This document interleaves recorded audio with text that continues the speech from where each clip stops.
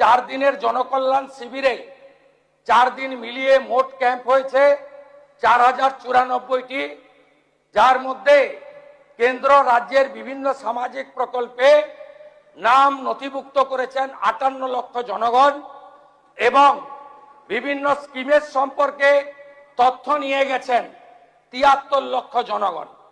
3টি স্কিমে অধিক আবেদন পড়েছে, একটি অন্নপূর্ণা যোজনা, একটি আয়ুষ্মান ভারত, একটি বার্ধক্য ভাতা আর একটি 1 জুলাই থেকে যে চালু হচ্ছে পঞ্চায়েত ও গ্রামোন্নয়ন দপ্তরের মাধ্যমে বিকশিত ভারত জি রামজি।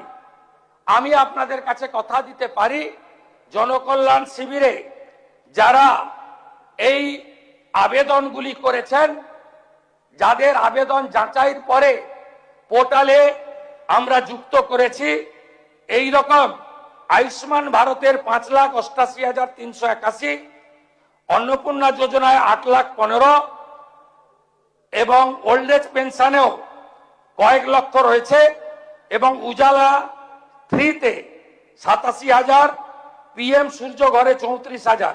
এদের সকলকে আগামী 15 দিনের মধ্যে আমরা বেনিফিট পৌঁছে দেব।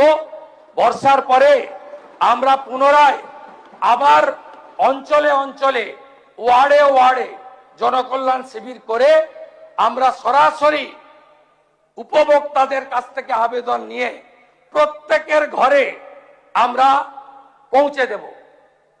রিক্রুটমেন্ট, এক্ষেত্রে আমাদের সরকারের পরিষ্কার নীতি, কোন রিক্রুটমেন্ট বোর্ডে কোনো পলিটিক্যাল অ্যাপয়েন্টমেন্ট হবে না। আপনারা পুরুলিয়ার প্রাক্তন সাংসদকে পিএসসির মেম্বার করেছিলেন,